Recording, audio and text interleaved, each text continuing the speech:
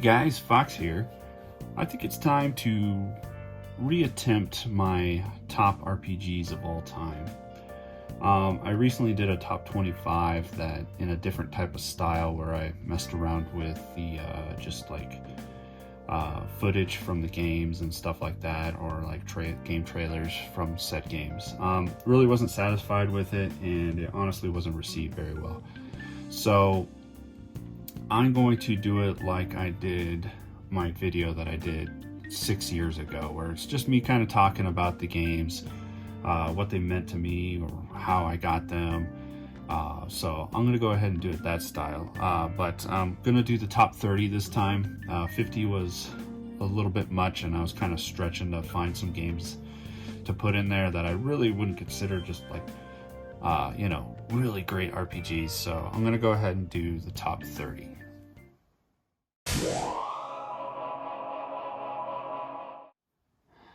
Number 30 is 13 Sentinels Aegis Rim.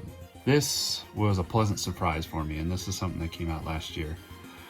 It really caught my attention because it is a Vanillaware game, and I really love Vanillaware artwork.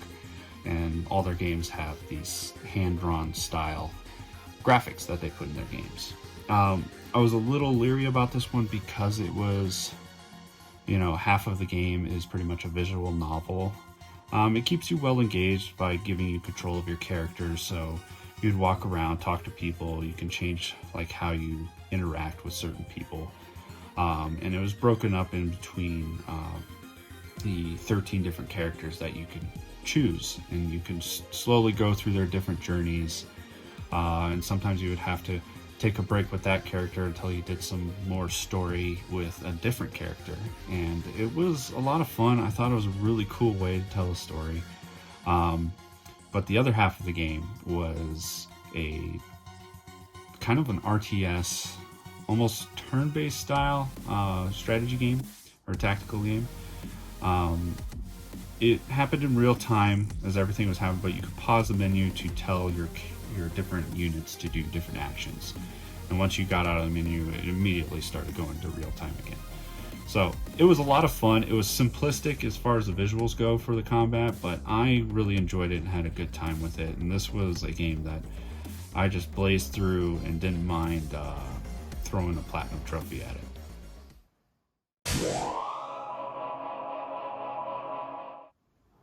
Number 29 is Lunar Silver Star Story Complete.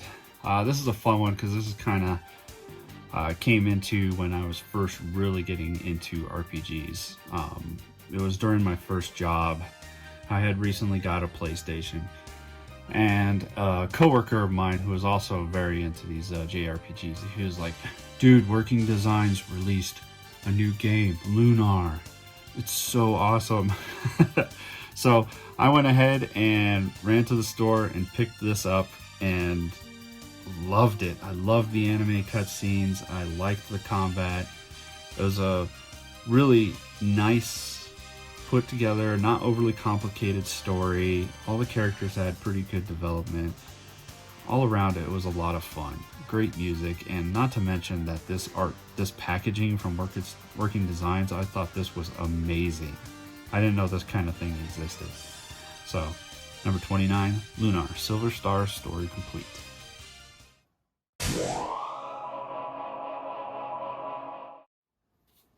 At 28, I'm going to go with the Pokemon, the original releases, Red, Blue, and Yellow. These were awesome. I got caught up in the hype in the late 90s when, we had the anime coming out, and I still love playing my Game Boy from time to time, so I got caught wind of this and went ahead and picked up the red one and fell in love. This was such a cool new idea, and that you could just pretty much create your own team by catching these monsters and progress through the whole game. It was a lot of fun. And then a couple years later, I went ahead and picked up the yellow version. Thought it was pretty neat that you could start out with Pikachu and that he followed behind you as you went through the original Kanto region. It was a ton of fun. I even got into collecting the original card game because I was such a Pokemaniac back then. Reluctantly, I sold the entire complete first set of those trading card games now, which is worth quite a bit of money, but whatever. It is what it is. So Pokemon, you guys know about it. It's my number 28.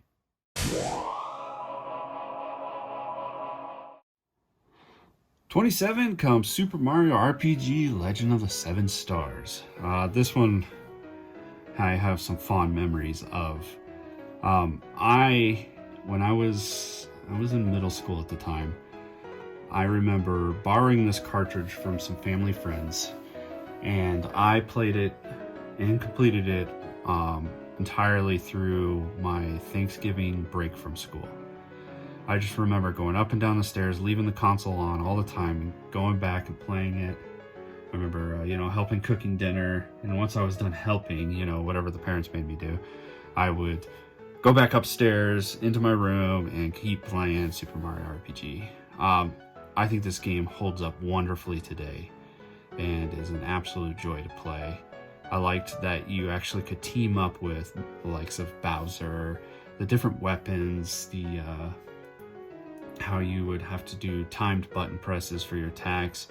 It had a lot of fun elements to an RPG back then that I hadn't experienced, because let's be honest, I didn't play a lot of RPGs before this one. So this was kind of almost an introductory into an RPG for me. And I had dabbled in some of the early Final Fantasies and Dragon Warriors, but nothing really hooked me like Super Mario RPG did.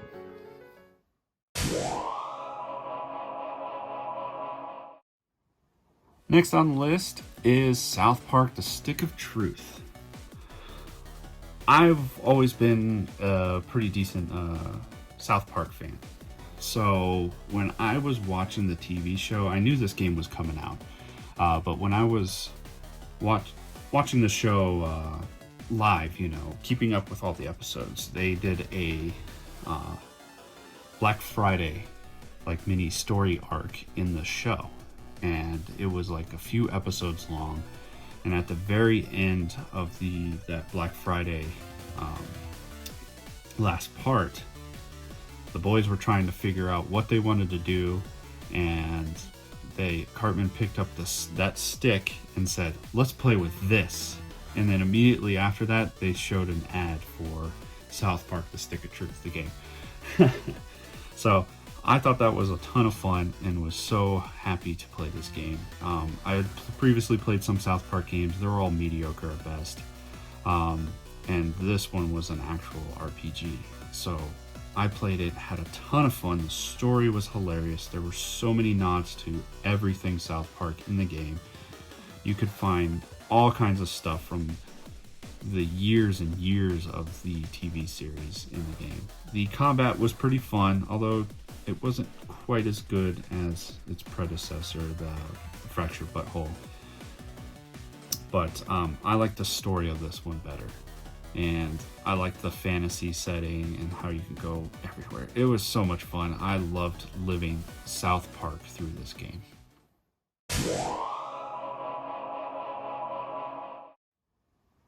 Next we have Shin Megami Tensei Devil Survivor 2 Record Breaker. Now this is a port version of the original DS release, but this is the one I played. And I was very pleasantly surprised at how much I liked this game. I liked the art style with it. I'm a sucker for good tactical or strategy RPGs like this. And oftentimes when I play some of the the more traditional Mega 10 games like 3 or 4, Nocturne, Soul Hackers, stuff like that, I found myself sometimes hard to finish them because it wasn't enough to keep me in.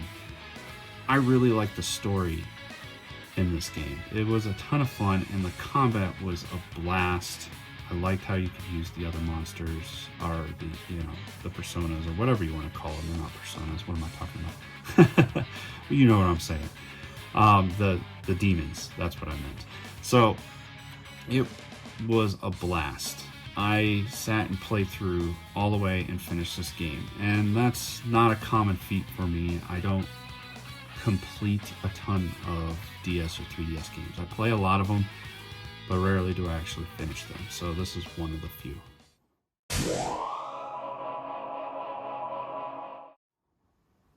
Next we have Arc Rise Fantasia for the Wii.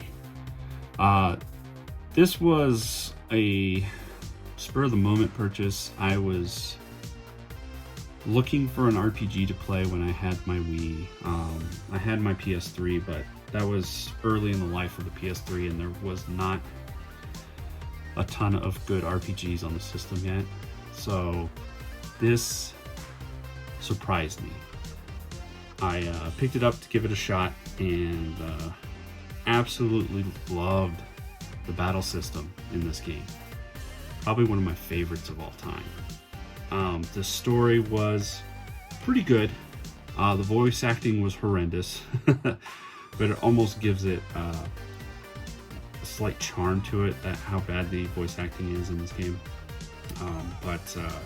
It's that combat mixed with some decent characters and a pretty good story. Oh man, that combat just threw it over the edge. There were so many ways. You had a group AP system for the entire party, but the way you customized your weapons and your skills and stuff, you could really have a lot of fun, and you would change it up for every battle. You really didn't have a button mashing repetitive battles in this game. You changed it up every time to think your strategies. It was a ton of fun and one of the better RPGs on the system.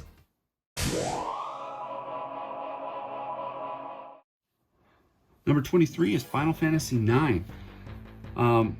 This was pretty much at the height of my PlayStation RPG love.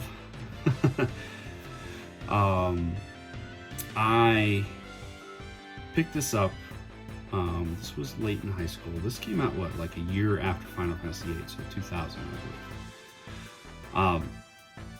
Liked the return to more of a fantasy element for Final Fantasy, because, 7 and 8 kind of went into a more kind of futuristic, somewhat sci-fi feels to them, and this one returned to a strictly fantasy. And I really liked the characters. I mean, there are a select few that people really don't care for, like this guy, I forgot his name. And Freya, was that the Dragoon or Dragon Knight or whatever she was. They were kind of meh characters, but the core characters there, Zidane, Garnet, Steiner, Vivi, great. And I loved the chemistry between all those characters, especially Zidane and Garnet. And Steiner is arguably the best character in the game. I know people are going to say, no, Vivi. Vivi is fantastic. Don't get me wrong, but I think Steiner is one of the best. Love the story. Pretty typical combat system for Final Fantasy, improved on a few things. But man, I love this game.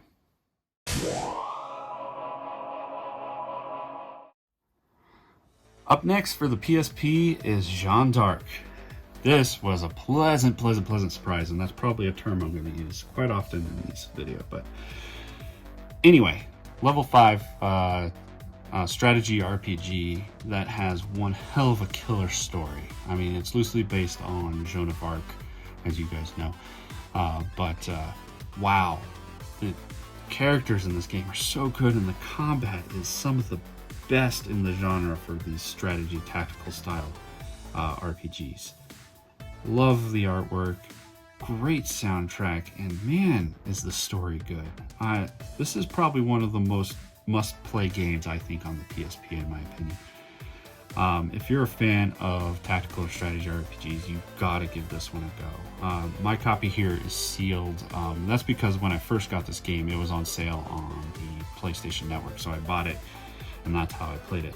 But later I picked up a physical copy, obviously to add to the collection. And what's kind of funny and unique about my copy here is that it's sealed, but if you look closely, mine has 2 manuals shoved in there.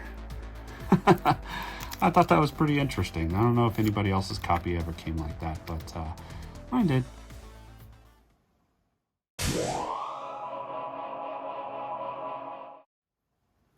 Okay, at number 21, I have Grandia 2. This was the reason I bought a Dreamcast. As most of you guys know, I'm a huge Grandia fan, the original game on the PlayStation or Saturn. So when I found out that a Grandia 2 was being released, that was the reason to spend money that I didn't have on a Dreamcast and this game. I remember getting in trouble with my parents about that, because then I had to proceed to ask them for a little bit of money to help cover rent. Stupid young adult mistakes. But this game was a blast. I don't think necessarily the characters in this game were better than the original, but the combat was just a little bit better, a little more improved than the original release. So I loved this game.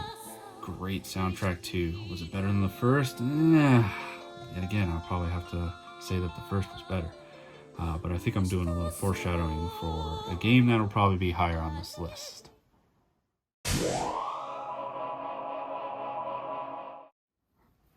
Alright, up next is Final Fantasy VI, or 3 as I first knew it as. My first introduction into this game was watching a friend of mine, his brother was playing this. And I thought this was really interesting. And he was nice enough to just loan me the copy, because he's like, I've already beaten this game like 3 or 4 times. So he let me borrow it, and I brought it home, and I think I played through this in a couple weeks. Man, I remember when I had so much time to play through games. Wow. One of the most memorable soundtracks in video games. And everybody can recognize a lot of the characters from this. It was kind of my first introduction into mod as well. Yeah, everybody remembers the likes of Terra and Sabin, fantastic. I later replayed it through the Final Fantasy Chronicles release on the PlayStation, and I don't think I finished through it, because I remember correctly that this was a great title because it had Chrono Trigger as well, but the load times were horrible on it. So anyways, it wasn't until I joined the military and I picked up a Game Boy Advance SP, and I played the advanced version and played that a lot. What a great game.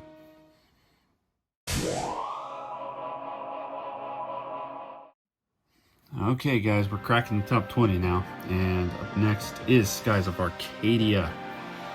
I picked this one up as kind of a interesting story. I had already previously owned my Dreamcast, only had a couple of games, Grandia 2 being one of them, and probably some random stuff like a Power Stone, and probably like Quake 3 or something like that.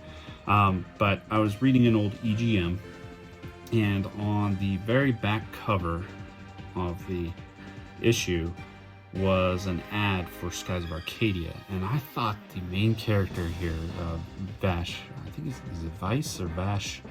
Sorry guys, it's been a while. I thought he was goofy as hell sitting on that back cover, and I was like, what is this? But every time I'd go back to the magazine and looking at the back cover, I'd be like, this is starting to intrigue me. I want to know what this game is about. So I saved up a few bucks, and I went to Best Buy and picked up this game. And wow, I was very happy by this purchase, and was blown away at the fact that there were sky pirates. This game was all about airships, and that the combat was although very frequent, was quite fun. And I loved the flashy colors of everything. When they swing their swords, you'd have flashes of color. And even though at the beginning of the game, especially I think on the Dreamcast version, it gave you an epilepsy warning. But wow, loved the combat, loved the story. I liked how you could upgrade your ships and stuff. There were air battles, which were a lot of fun, which were also turn-based. So it kind of broke up the monotony of, the regular combat, but you have your airship combats. it was a lot of fun. It was impressive.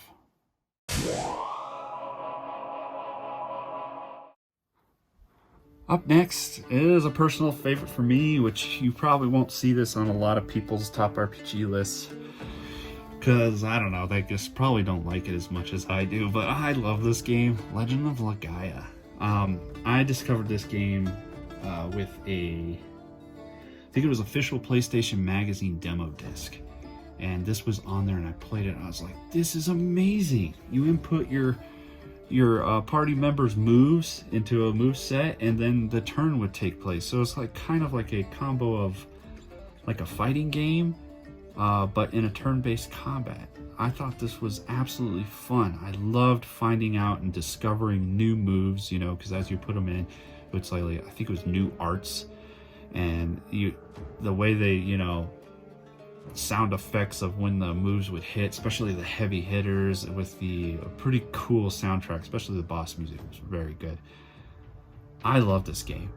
It was so much fun, and it's pretty challenging too, but wow, what a great game.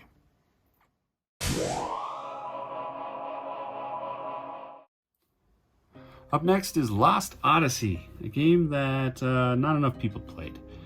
It's one of the Mistwalker games, and I picked it up because it was a Mistwalker game. I had played Blue Dragon before this and enjoyed Blue Dragon, but then they released Lost Odyssey. This was a pretty hefty game. I think this was like 3 or 4 discs long on the 360. Not something I had seen before.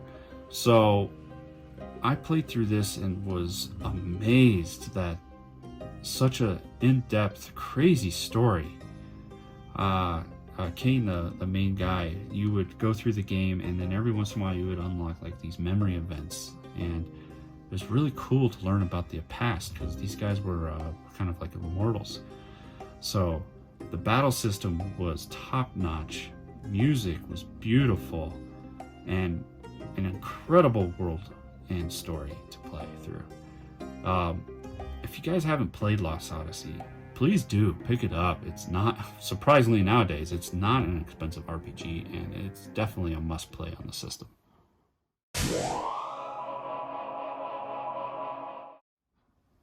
And next we have Shin Megami Tensei Persona 3. This is not only my introduction into a Shin Megami Tensei game, but also, of course, Persona. This was recommended to me well into the PlayStation's life, and I went to the store and picked it up for 20 bucks, and immediately fell in love with it. I had a hard time with it because I found it to be quite difficult. I wasn't used to the Megaten style games at the time. Really liked the characters of this one. Thought it was pretty interesting the way that characters summoned personas with guns. Dungeons left something to be lacking, but that kind of went through all of the personas until 5 came out. But really cool characters, and I can see why a lot of people hold this one as their favorite.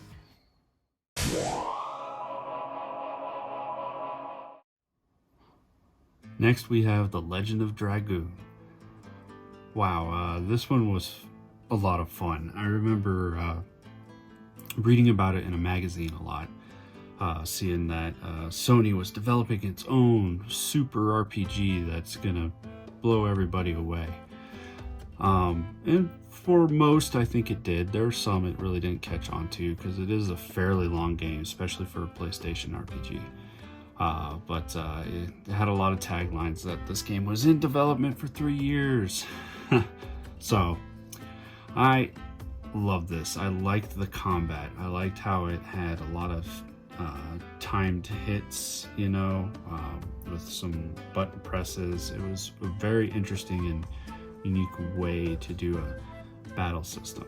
The characters were really good. I mean, really good, you know, particularly like Shauna here and Rose. I love this game.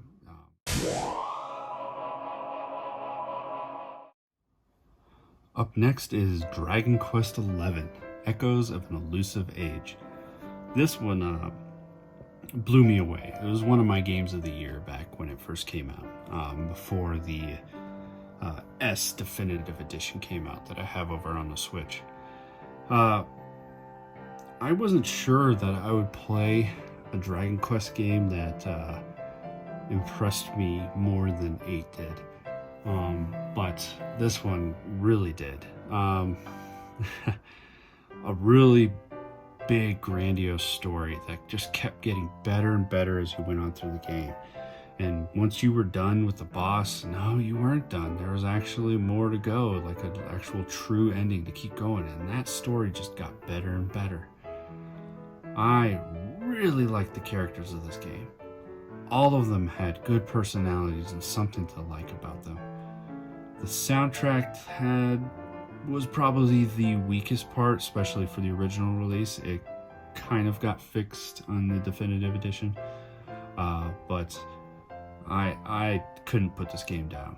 I played that 100+ hours in a matter of weeks.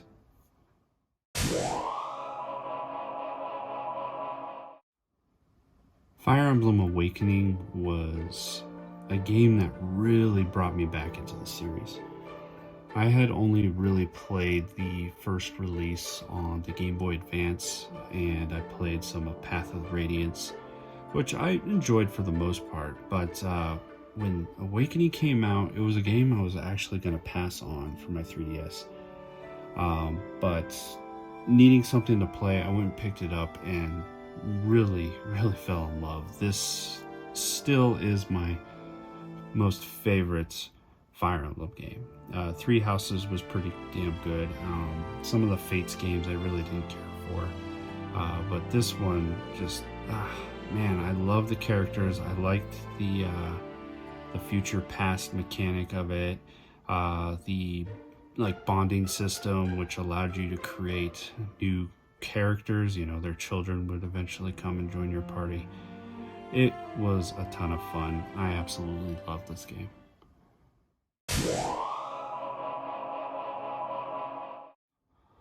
Xenoblade Chronicles 2 was the first game that I truly loved and really enjoyed playing a lot on the Switch. I'm not trying to discount what Breath of the Wild did, but this one pulls me in more and speaks to me more. I had a ton of fun with these characters. The bonds that Rex has with Pyra and Mythra is really something else. Some people would like to complain about the gacha mechanics when it comes to summoning new blades, but I found it kind of fun. I mean, it wasn't a money-making scheme. You could not pay to get these blades. You had to grind your way to get them. And the world in this game was so amazing. I liked how you went on top of all these different continents with living creatures. It was so much fun. The artwork was great. I enjoyed the voice acting. It was a true great sequel to a very good game.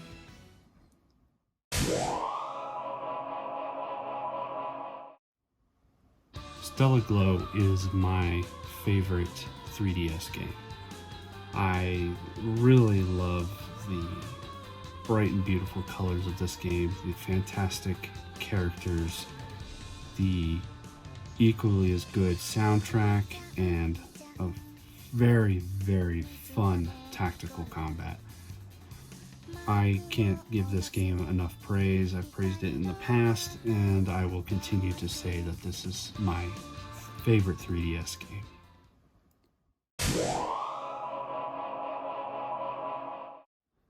Okay, we have finally cracked the top 10.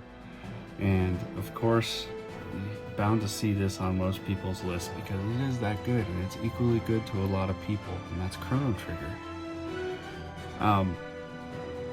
Amazing. I didn't think I would get to play such a cool RPG when I was in high school. This came out when I was middle school, but I didn't get to play it till later. that had art done by Akira Toriyama. You know, back then, Dragon Ball Z was a fairly new thing for folks in the United States, and seeing this was a lot of cool ideas, a lot of cool art. So we went and played it and found the battle system so fun, so entertaining that you can combo moves with other characters in your party. You just had so much fun, and one of the greatest soundtracks ever made. You can't get a lot better than this when it comes to the Super Nintendo.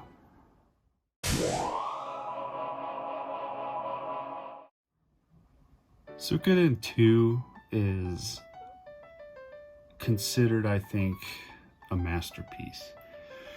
I know there are a few folks out there who actually enjoyed the first one better than this one, and that's fine because that game is great as well. But this one resonated better with me. I love the giant war that you're entangled in. The massive amount of characters you can have to recruit to your party allows for so much customization in the way that you're going to fight. The story of the characters, so good, beautiful. This is such a beautiful sprite-based game. I can't get over how great this game still looks today.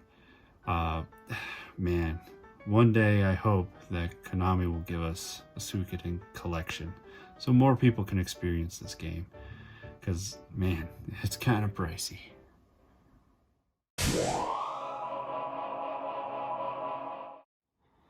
My number 8 spot belongs to Xenoblade Chronicles, the first one that we got. Over the last few years, I've juggled between which Xenoblade I liked more, whether it was the original Chronicles or 2 on the Switch.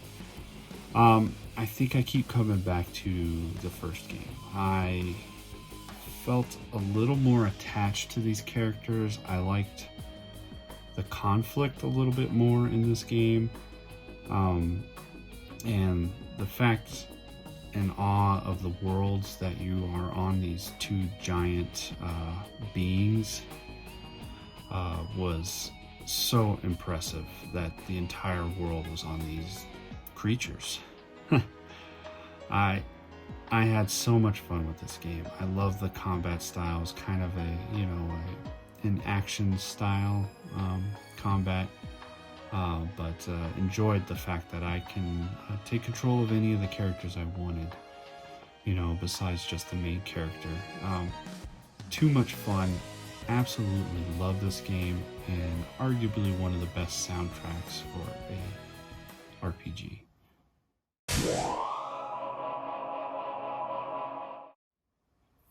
Not a lot needs to be said about the original release of Final Fantasy VII. It's cherished. It's thought of a pioneering game for the genre, and I wouldn't say, well, maybe almost a revival for the series. Even though 6 did well and is very well received on the Super Nintendo, I don't think it really did as well as 7, but I have a ton of fond memories. This is a special place. When I had my first job, when I got my first paycheck, first thing I did was go down to a local game store, buy a used PlayStation and this copy of Final Fantasy VII. I played through it 3 times, and I used to try to speedrun with my buddies on this game, even though we had no idea what we were doing when it came to speedrunning. But we would hum the tunes from this game all the time.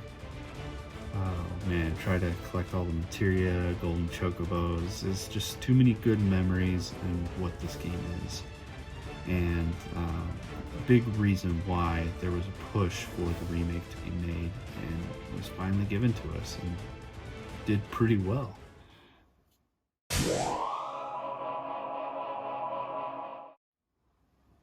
Persona 4.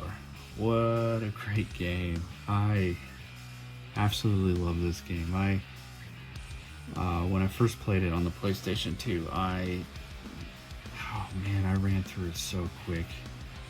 I thought I missed a lot of stuff, so I played it a second time immediately after and went for a different ending. And absolutely love these characters. It's one of the greatest things about the Persona franchise is that they get you so well attached to these characters.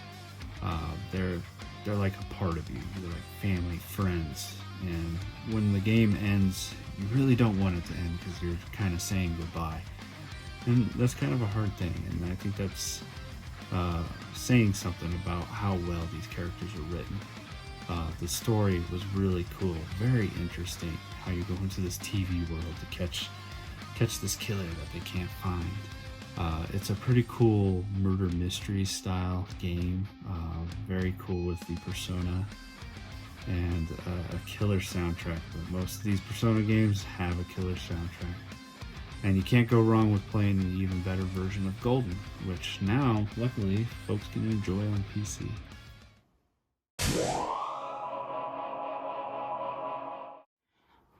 At the number 5 spot, I'm going to cheat a little because it's all a connecting story, but I think it belongs to The Legend of Heroes Trails of Cold Steel, the series.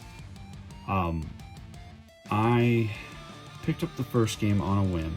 I hadn't really played a lot of Falcom games at that time, minus a couple Ys games on the PSP.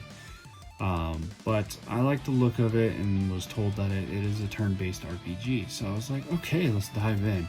Wow, do I love this series.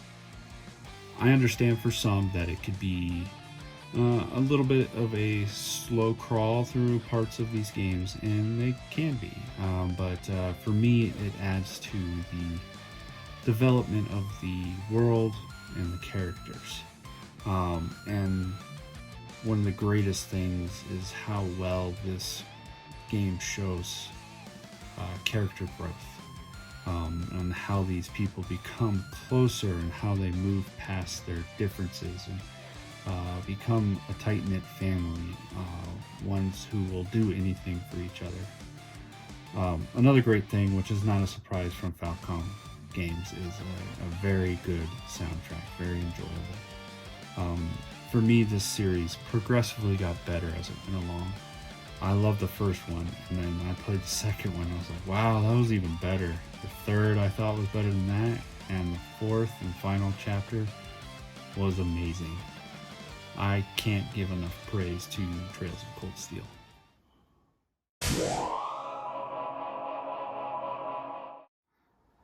At number 4 is a special game to me, and that's Divinity Original Sin 2. A game I picked up because I needed a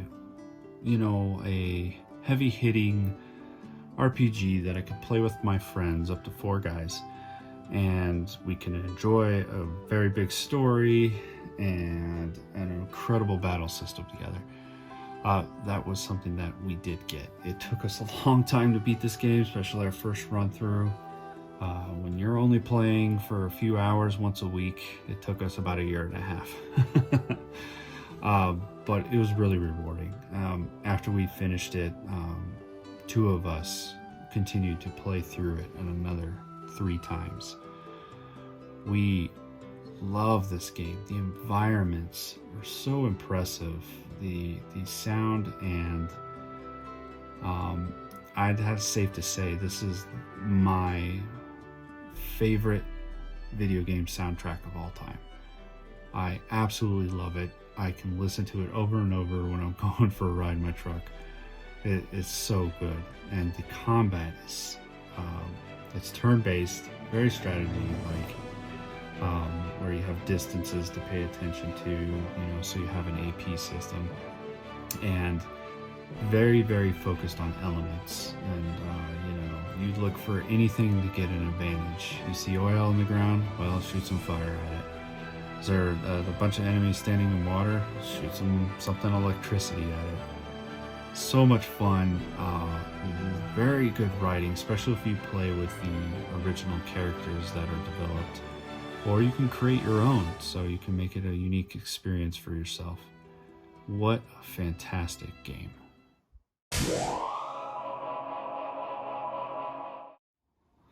Number 3 belongs to a fantastic Sega Saturn game, Dragon Force. One of my most favorite, obviously. Great strategy game. Loved the characters. Had that unique, witty writing, especially coming from a Working Designs translation.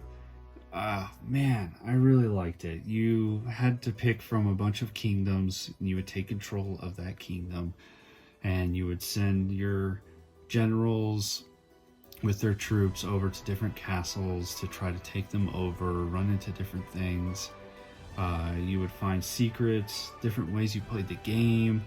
If you had certain characters talk to different characters, that completely changed the outcome of how things were going to turn out. I love this game, and when you actually beat it, you were rewarded with 2 different kingdoms that you could play as. Oh man, I can't get over how much fun for a very strictly strategy, almost simulation war game.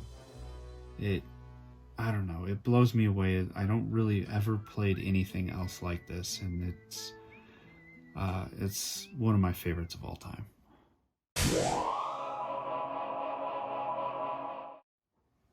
And at number 2 was my previous top RPG, and that's the original Grandia. One of those games that I picked up because I was bored, looking for something to play. And believe it or not, the PlayStation edition that was released in the US over on the left was cover art that actually grabbed me. Even though it's not the greatest cover art, I saw it and I was like, what is this? It grabbed my attention. I flipped it over and I was like, this looks pretty interesting. Maybe I'll like this. I bought it before I had to go to work, and I went to work, and on my break I ripped open the seal and started reading through the manual, and I was super excited. Couldn't wait to get off of work. Went home, played it until like 3 in the morning, got 4 hours of sleep, and had to go back to work. Couldn't stop talking about it to my friends, and just that process continued over and over again until I finished the game. I really, really, really like these characters. I love Justin and Fina. I love Sue. I love them. It was so much fun to go through such a grand adventure with them. It wasn't like a super huge story about war. It's about some kids who were just wanting to go on an adventure, went on it, got tangled up in a few things and kept going, and in the end they saved the world. It was such a great adventure, well put together. I love this game so much.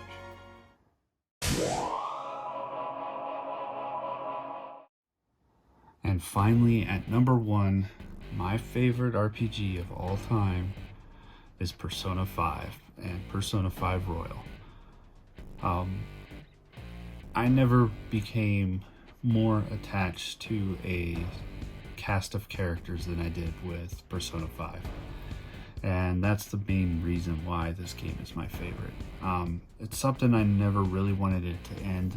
I really enjoyed learning all this stuff about these characters and the journey they go through, fighting their own internal issues, problems, trauma, and how they overcome it. How they wanted to get rid of the evil in the world, which was something that was always surrounding them. I really, really couldn't get enough of this, so much so that I ended up playing this game 3 times in a row, back to back. I wanted to do everything I could with this game, and I was like, hell yeah, I want to get the platinum. Let's keep going. And then when Royal came out, I was like, day 1 buy, day 1 play, and I proceeded to play through that one 2 more times. You even got a nice follow-up in Persona 5 Strikers to continue the story a little bit the summer after the events of the original Persona 5. It was so much fun to be with these characters, to listen to an incredible soundtrack, and live in such a lively world, not to mention how artistic this game was. It had quite the flair to its presentation, and it's something I really enjoyed.